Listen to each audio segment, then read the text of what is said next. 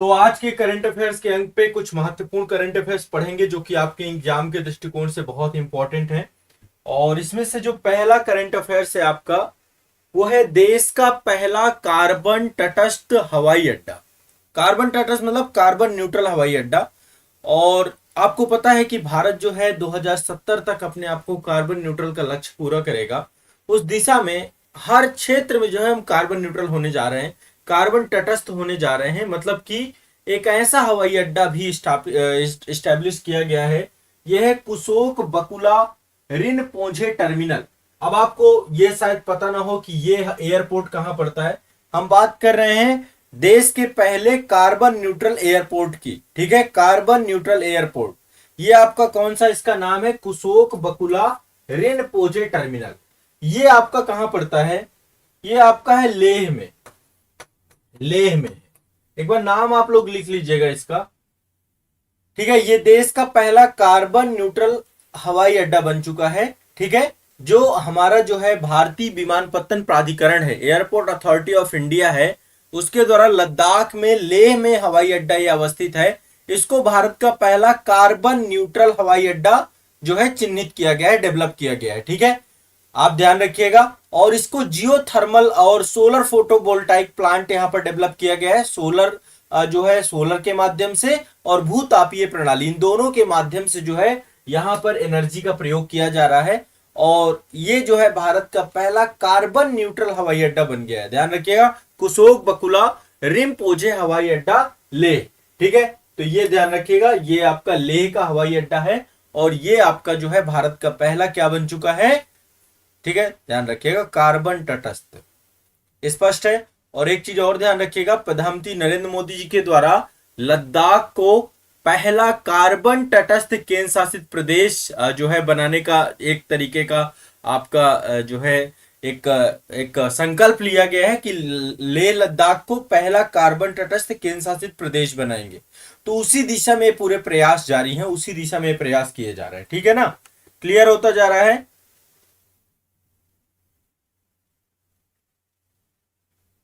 चंदन कुमार जी देखो, यूपीएससी का रिजल्ट आया है कल, और यूपीएससी के रिजल्ट में टोटल संस्थान से 25 बच्चों का हुआ है। ठीक है, आप लोग पूछते हैं तो मैं फिर चलिए बता ही देता हूं। 25 बच्चे प्रीलिम्स क्वालिफाई हुए हैं जो है संस्थान से। ठीक है, 25 बच्चों का संस्थान से क्वालिफाई हुआ है। जो जो है यूपीएससी के, अब मेंस को लेकर के हम आंसर राइटिंग लेकर के आएंगे, उसमें आपको बच्चे मिलेंगे भी जो मुख्य परीक्षा उत्तर लेखन करेंगे। ठीक है, चलिए मैं आगे अभी बाद में डिस्कस करूंगा, पहले एक बार क्लास कर लेते हैं, फिर बाकी जो आपके क्वेश्चन होंगे उन सभी बच्चों के बारे में बाद में बात कर लेंगे। तो जो लेह लद्दाख है आपका, लेह लद्दाख, इसको पहला यूटी बनाना है, केंद्र शासित प्रदेश बनाना है। और कैसा, कार्बन न्यूट्रल, मतलब जहां पे कार्बन पूरी तरीके से क्या हो जाए, जीरो इमिशन हो जाए, जीरो उत्सर्जन हो जाए, तो इस दिशा में प्रयास करना है। ठीक है, चलिए आगे बढ़ते हैं। नेक्स्ट अगला है, ये आपका एयरपोर्ट हो गया। ठीक है, और इसका नाम भी मैंने बता दिया, पहला कार्बन न्यूट्रल आपका हवाई अड्डा के तौर पे है। अब ये आप देख पा रहे हैं, ये जो है एक यूनिवर्सिटी है, एक कॉलेज है जिसका नाम है लंगत सिंह कॉलेज। ठीक है, इसका नाम है लंगत सिंह कॉलेज। आप सोचते होंगे सर कहां कहां से उठा के लाते हैं करंट अफेयर्स। अब आप लोग को पता नहीं, बहुत इंपॉर्टेंट करंट अफेयर्स है ये। ठीक है, लंगत सिंह कॉलेज है ये। इस कॉलेज में एक बहुत ही पुरानी खगोलीय वेधशाला थी, 106 वर्ष पुरानी खगोलीय वेधशाला थी। इस वेधशाला में जो है इसको यूनेस्को की विश्व विरासत सूची में सम्मिलित किया गया है। ठीक है, ये कॉलेज कहाँ अवस्थित है, बिहार में। कहाँ भी अवस्थित है, बिहार में। बिहार में एक जगह पड़ती है मुजफ्फरपुर, मुजफ्फरपुर बिहार में अवस्थित है आपका। यहां पर जो है खगोलीय वेधशाला है। ठीक है, खगोलीय वेधशाला मतलब तारामंडल है। शायद आप लोग तारामंडल गए होंगे, आप में से बहुत सारे लोग। तो यहाँ पे तारामंडल है, और इस तारामंडल को जो है क्या किया गया, लंगत सिंह कॉलेज के इस तारामंडल को यूनेस्को ने विश्व विरासत सूची में सम्मिलित किया है। किस में सम्मिलित किया है, विश्व विरासत सूची में। अब इसमें जो वेधशाला थी आपकी लंगत सिंह कॉलेज में, ये वेधशाला के बारे में मैं आपको बता देता हूं। ये वेधशाला में जो उपकरण मंगवाए गए थे सारे इंग्लैंड से मंगवाए गए थे, आजादी के पहले की वेधशाला है आपकी। ठीक है, तो लंगत सिंह कॉलेज भारत का पहला तारामंडल है जिसको यूनेस्को ने विश्व विरासत सूची में सम्मिलित किया गया है। ठीक है, ध्यान रखिएगा। कहां पड़ता है लंगर सिंह कॉलेज? आपका बिहार के मुजफ्फरपुर में। ठीक है, क्लियर है, स्पष्ट है। चलो आगे बढ़ते हैं। ठीक है, एक एक करके क्लियर करते जाते हैं। क्लियर है। अब देखो, एक बहुत बहुत खतरनाक मामला है, पूरा मामले को समझने का प्रयास करिए। ठीक है, एक मामला है पूरा का पूरा, यह है झारखंड से जुड़ा हुआ। झारखंड से आपको पता होना चाहिए, दरअसल झारखंड सरकार के द्वारा 100% जो है आपका क्या किया गया है, 100% रिजर्वेशन दिया जा रहा था। 100% रिजर्वेशन, 100% आरक्षण की व्यवस्था झारखंड सरकार द्वारा दिया जा रहा था, लागू कर रहा था। 100% आरक्षण झारखंड। झारखंड में थोड़ा सा स्थिति बहुत अलग है। वहां पे जो बच्चे हैं, छात्र हैं, वो लगातार अभी काफी लंबे समय बाद एक वैकेंसी आई, एसएससी जेएसएससी सीजीएल की आई है। काफी लंबे समय से परीक्षाओं का इंतजार कर रहे हैं और अभी नियोजन नीति को लेकर के बहुत ज्यादा चीजें स्पष्ट नहीं है। तो झारखंड की सरकार के द्वारा 100% आरक्षण व्यवस्था को सुप्रीम कोर्ट ने रद्द कर दिया है। ठीक है, देखिए कहीं पर भी आरक्षण 50% से ज्यादा नहीं हो सकता है। और 2 अगस्त 2022 को निर्णय आया था, झारखंड जो है 100% आरक्षण व्यवस्था लागू कर रहा था, उसको सुप्रीम कोर्ट में क्लेम किया गया। सुप्रीम कोर्ट ने उसे रद्द कर दिया। 14 जुलाई 2016 को जारी अधिसूचना के द्वारा जो है ये व्यवस्था प्रभावी की जा रही थी। ठीक है, 14 जुलाई 2016 को एक अधिसूचना जारी की गई थी। 13 अनुसूचित क्षेत्रों के स्थानीय लोगों के लिए 100% आरक्षण की व्यवस्था की जा रही थी। तो जो बेंच थी, जस्टिस एमआर शाह थे उसमें और बीबी नागरत्ना थे, उच्चतम न्यायालय ने कहा कि भाई एक ही वर्ग के लिए अवसर उत्पन्न करना, दूसरे वर्ग को पूरी तरीके से बाहर कर देना संविधान के अनुरूप नहीं है, संविधान के मौलिक ढांचे के अनुरूप नहीं है। तो ये पूरी तरीके से भेदभावपूर्ण है, पूरी तरीके से असंवैधानिक है, इसलिए इसको रद्द कर दिया जाएगा। ठीक है, तो ये आप एक बार ध्यान रखिएगा। ठीक है, क्लियर है, स्पष्ट है सभी को? सभी लोग समझ पा रहे हैं? ये सभी एक सुप्रीम कोर्ट का फैसला है पूरा का पूरा इस पे। ठीक है, और इसके अलावा आपको सब जानते हैं 1992 में इंदिरा साहनी केस आया था, है ना, उसमें सुप्रीम कोर्ट ने बोलता कि अधिकतम सीमा कितनी होगी, 50%। ठीक है, अधिकतम सीमा जो है आपकी आरक्षण की 50% रहेगी। और झारखंड सरकार का यह कदम भारत के संविधान के अनुच्छेद 14, अनुच्छेद 16, अनुच्छेद 16(3), अनुच्छेद 35 है, इन सब के का उल्लंघन कर रहा था। ठीक है, तो झारखंड के द्वारा जो है 13 अधिसूचित क्षेत्रों के लिए क्या किया जा रहा था, 100% आरक्षण की व्यवस्था की जा रही थी, जिसको सुप्रीम कोर्ट ने रद्द कर दिया। ध्यान रखिएगा इस बात को, ये एक इंपॉर्टेंट न्यूज है। मान लीजिए कहीं पे क्वेश्चन पूछ लेता है तो आपको पता होना चाहिए। अरे यहाँ पे तो लंगर सिंह कॉलेज के बच्चे भी हैं भाई, निखिल प्रीत जी। चलिए, बहुत बढ़िया, शुभकामनाएं।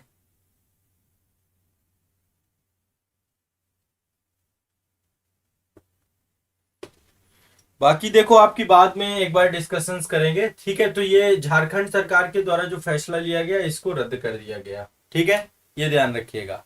चलिए, ये आप देख पा रहे हैं, ये पहला गोबर से संपीड़ित बायोगैस परियोजना है और ये परियोजना एचपीसीएल के द्वारा लाई गई है। HPCL Hindustan petroleum corporation limited आपकी। ठीक है, और इसके द्वारा पहली गोबर से बायोगैस परियोजना, है ना, पहले गोबर गैस बनाते रहे होंगे आप लोग भी, कभी ट्राई किए होंगे। तो पहली गोबर से बायोगैस परियोजना जो है आपकी एचपीसीएल के द्वारा जो है स्टैब्लिश की गई है। और ये आपका जो है 29 अगस्त 2022 को संचोर एक जगह पड़ती है राजस्थान में। सांचोर, सांचोर एक जगह पड़ती है राजस्थान में। सांचोर राजस्थान में जो है ये परियोजना लेकर के आई गई है। सांचोर राजस्थान की परियोजना है हिंदुस्तान पेट्रोलियम कॉर्पोरेशन लिमिटेड के द्वारा।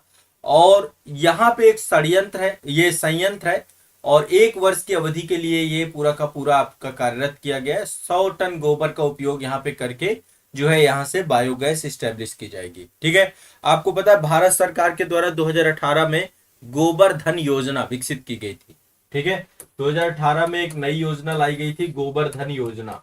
तो गोबर से बायोगैस बनाने का ही उद्देश्य था उसका।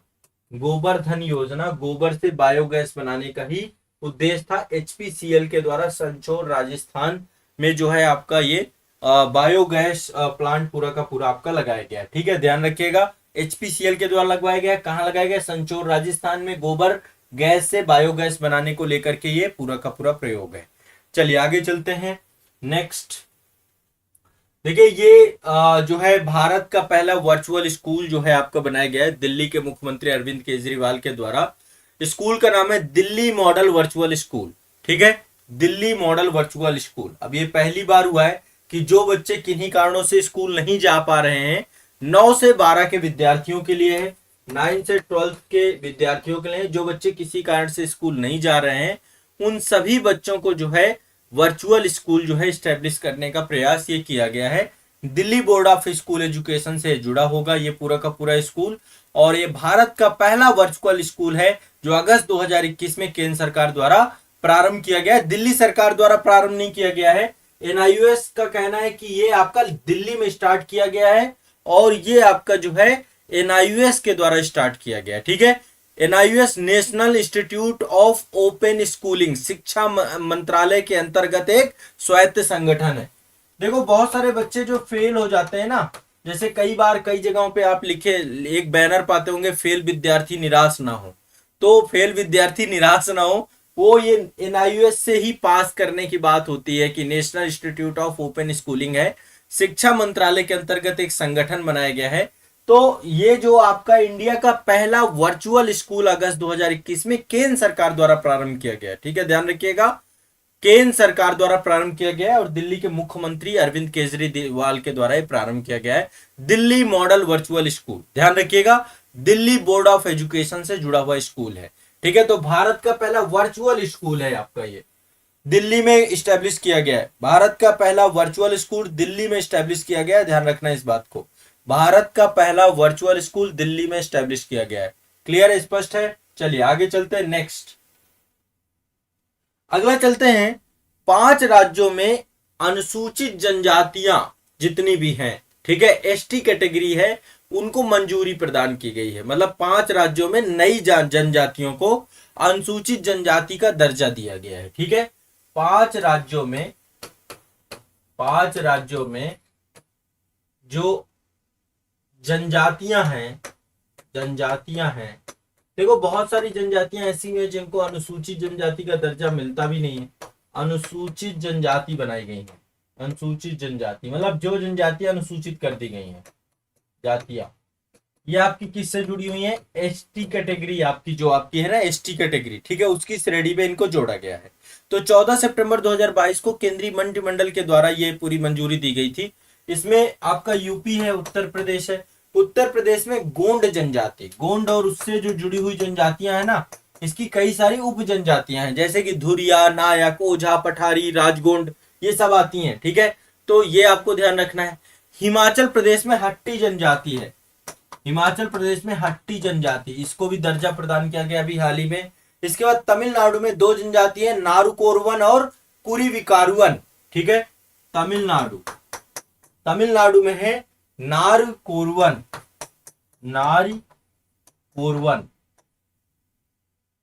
नारीकोरवन। ठीक है, नारीकोरवन, इसको रुक जाइए लिख देता हूं मैं सही से, कोरवन। ठीक है, नारीकोरवन, और दूसरी आपकी कुरीविकारन,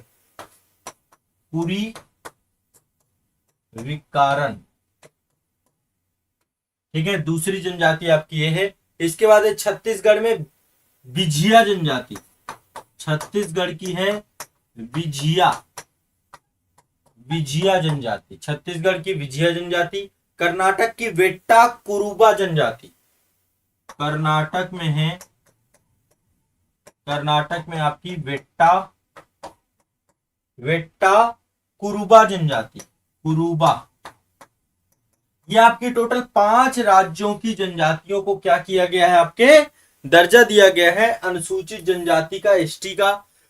ठीक है, किसने दिया है? आपका 14 सितंबर को दिया गया है। आपको पता है ये काम राष्ट्रपति जी का होता है, लेकिन केंद्रीय मंत्रिमंडल की मंजूरी के बिना कुछ नहीं होता है। सारा कुछ जो है, आप एक चीज ध्यान रखा करिए, ये सब कैबिनेट का काम है। जो राष्ट्रपति का काम है वो सब कैबिनेट का काम है। ठीक है, ध्यान रखना है। 2011 की जनगणना के अनुसार हमारे देश में अनुसूचित जनजातियों की कुल संख्या कितनी थी? 8.6%। टोटल एसटी पूरे देश में थे 8.6%। अब लगातार देखिए नई जनगणना के अनुसार इनकी संख्या बढ़ेगी पहले से। ठीक है, क्लियर है, स्पष्ट है, सभी लोग क्लियर होता जा रहा है? एक एक टॉपिक टॉपिक क्लियर हो रहा है ना भाई सभी का? हाँ, चलिए आगे बढ़ते हैं। नेक्स्ट देखिए, दूसरी पीढ़ी का एक इथेनॉल संयंत्र राष्ट्र को समर्पित किया गया है 10 अगस्त 2022 को। 10 अगस्त 2022 को। ठीक है, आपको पता है 10 अगस्त को क्या होता है? विश्व जैव ईंधन दिवस होता है। तो प्रधानमंत्री नरेंद्र मोदी जी के द्वारा पानीपत हरियाणा में पानीपत रिफाइनरी के पास जो है आपका क्या बनाया गया? एक इथेनॉल संयंत्र बनाया गया है। पानीपत हरियाणा, पानीपत हरियाणा, यहाँ पे क्या है? एक इथेनॉल संयंत्र है आपका, सेकेंड जनरेशन का इथेनॉल संयंत्र है। ये पूरे राष्ट्र को समर्पित किया गया है। ठीक है, ध्यान रखिएगा। इंडियन ऑयल कारपोरेशन कंपनी के द्वारा, लिमिटेड के द्वारा इसको निर्माण किया गया है। अत्याधुनिक स्वदेशी तकनीकी का पर है ये, और 3 करोड़ लीटर इथेनॉल जो है ये प्रतिदिन के स्तर पे, इससे जो है जो पराली है उसका उपयोग करके इथेनॉल बनाया जाएगा। तो इथेनॉल संयंत्र लगाए जा रहे हैं देश में, तो ये ध्यान रखिएगा। ठीक है, तो लगभग 3 लाख टन जो है आपका 3 करोड़ लीटर इथेनॉल का निर्माण करेगा। लगभग 2 लाख करोड़ पराली का उपयोग किया जाएगा इसमें, और इथेनॉल का निर्माण किया जाएगा। ठीक है, ध्यान रखिएगा इस बात को। तो भारत की इथेनॉल क्षमता लगातार बढ़ रही है। हमारी 400 करोड़ लीटर प्रतिदिन प्रति वर्ष की क्षमता इथेनॉल को लेकर के। तो पानीपत हरियाणा में दूसरी पीढ़ी का इथेनॉल संयंत्र प्रधानमंत्री नरेंद्र मोदी के द्वारा 10 अगस्त 2022 में राष्ट्र को समर्पित किया गया था, ये भी ध्यान रखिएगा। चलिए आगे चलते हैं। नेक्स्ट, ये आपका जो है एक इनिशिएटिव है युवा 2.0। युवा 2.0 में युवा उभरते बहुमुखी प्रतिभा और लेखक को लेकर के है। ठीक है, बहुत सारे 30 वर्ष से कम आयु के लेखक हैं भारत में। तो भारतीय संविधान की 8वीं अनुसूची में वर्णित जो 22 भाषाएं हैं, उन सभी भाषाओं और अंग्रेजी, ठीक है, जो हमारी 22 भाषा प्लस अंग्रेजी है, इनमें बहुत सारे लेखक हैं जो कि 30 वर्ष से कम आयु के हैं, और इस पे जो है काव्य रचना कर रहे हैं, इस पे लिख रहे हैं। ठीक है, इन भाषाओं को और बेहतर बना रहे हैं। तो इनको जो है क्या करना है? इनको और प्रमोट करने के लिए 2 अक्टूबर 2022 को पीएम युवा जो है एक नई जो है एक इनिशिएटिव लाया गया है, पीएम युवा 2.0। पीएम युवा 2.0, ठीक है, और इसका शुभारंभ किया है शिक्षा मंत्रालय के द्वारा। ठीक है, शिक्षा मंत्रालय के द्वारा किया। एनबीटी जो है इसकी आपकी जो है कार्यान्वयन एजेंसी है जो इम्प्लीमेंट करेगी इसमें। और इसमें टोटल 75 लेखकों को चुना जाएगा, और चयन का माध्यम जो भारत सरकार की वेबसाइट है www.mygov.in। ठीक है, एक वेबसाइट आप सभी को पता है ना, mygov.in। ठीक है, इस वेबसाइट के माध्यम से 75 युवा जो है लेखक चुने जाएंगे। ठीक है, और इन सभी लेखकों को प्रशिक्षित किया जाएगा, मेंटरशिप दिया जाएगा। ठीक है, ये सारी चीजें इनके लिए हैं, और इनके जो बुक और कविताएं होंगी उनको एनबीटी के द्वारा प्रकाशित भी करवाया जाएगा। ठीक है, तो ये आपको ध्यान रखना, युवा 2.0 ये लेखकों से जुड़ा हुआ है, युवा लेखकों से जुड़ा हुआ है, 30 वर्ष से कम आयु के लेखकों से जुड़ा हुआ है। ठीक है, क्लियर स्पष्ट है सभी को? कितने हैं इसमें? 75 युवा लेखकों को चुना जाएगा युवा 2.0 में। क्लियर स्पष्ट है सभी को? ठीक है, तो इनके जो पुस्तकें होंगी उनसे जो है भारतीय संविधान की इन भाषाओं के विकास में भी योगदान होगा।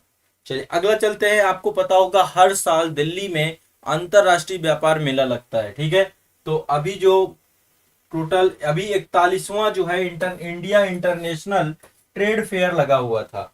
ठीक है, तो अभी ये 14 से 27 नवंबर 2022 में लगा था, 27 नवंबर 2022। ठीक है, तो ये अंतरराष्ट्रीय व्यापार मेला लगता है, इंटरनेशनल ट्रेड लगता है यहाँ पे। ठीक है, कहाँ पे लगता है? प्रगति मैदान एक जगह है, वहां पे बुक फेयर भी लगता है, ट्रेड फेयर भी लगता है, सारे के सारे बड़े बड़े जितने भी इवेंट होते हैं, काफी बड़ी जगह है। प्रगति मैदान पे जो है आपका पूरा का पूरा ये लगाया गया था। इसमें फोकस राज्य उत्तर प्रदेश और केरल थे, 2 राज्य थे इसमें, और लगभग 12 देश इसमें शामिल थे, Afghanistan, Bangladesh, Bahrain, Belarus, Iran, Nepal, Thailand, तुर्की, यूके और यूएई। ठीक है, तो 12 देश सम्मिलित थे, कोई जो भी नहीं, सभी का नाम जानना, मैं आपको रफली बता देता हूँ। फोकस स्टेट इसमें उत्तर प्रदेश और केरल थे आपके, ठीक है, ये ध्यान रखना है। क्लियर है, स्पष्ट है। चलिए अगला करंट अफेयर्स है, अगला जो करंट अफेयर्स है आपका, ये आपका आयुर्वेदा से जुड़ा हुआ है, आप देख पा रहे होंगे। हाँ, अभी नवी विश्व आयुर्वेद कांग्रेस का आयोजन किया गया था। नवी विश्व आयुर्वेद का, विश्व आयुर्वेद का आयोजन किया गया, नवी विश्व आयुर्वेद का आयोजन किया गया था। क्या किया गया था? नवी विश्व आयुर्वेद कांग्रेस, ठीक है, विश्व आयुर्वेद कांग्रेस का आयोजन, कांग्रेस का आयोजन किया गया था। नवी विश्व आयुर्वेद कांग्रेस का आयोजन किया गया था। कहाँ किया गया था? पणजी में, पणजी गोवा में। कहाँ किया गया था? जगह का नाम पणजी गोवा में, ठीक है।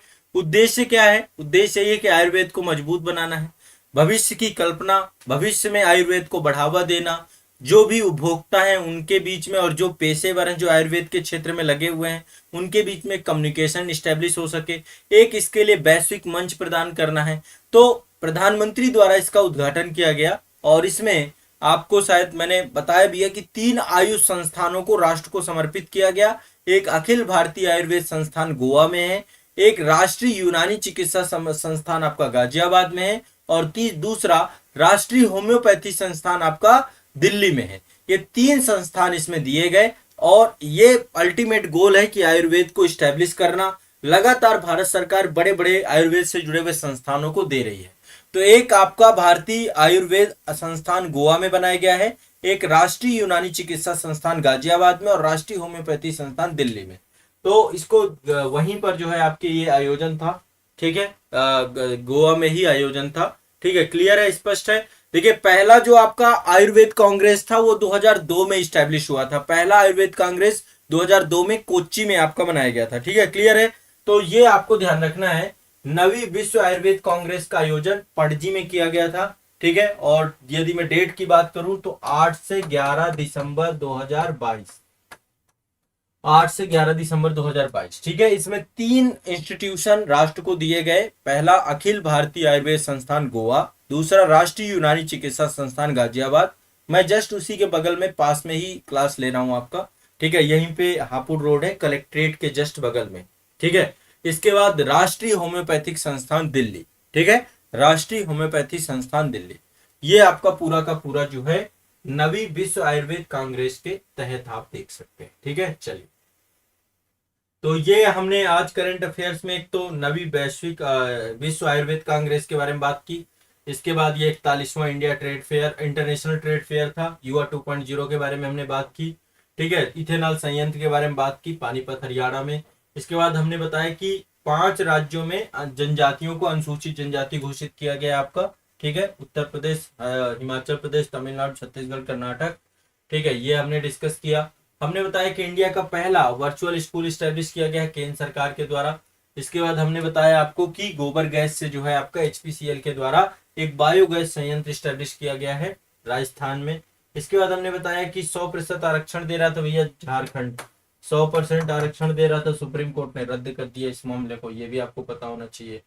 और ये आपको लंगर सिंह कॉलेज है बिहार का, यहाँ से जो है यूनेस्को की वर्ल्ड हेरिटेज साइट में यहाँ की जो वेधशाला है उसको जो है किया गया है। और ये आपका जो है लेह का अंतर जो है हवाई अड्डा है जो कि कार्बन तटस्थ बन चुका है। तो ये आपकी करंट अफेयर से जुड़ी हुई न्यूज है। सभी लोगों ने लिख लिया? आज टॉपिक थोड़ा बढ़ा दिए थे मैंने आज ये था कि भाई थोड़ा सा क्लास हमारी है ना, आज टॉपिक बढ़ा दिए गए हैं। अब इनको पढ़िए, रट जाइए, सभी लोग रट जाइए भाई।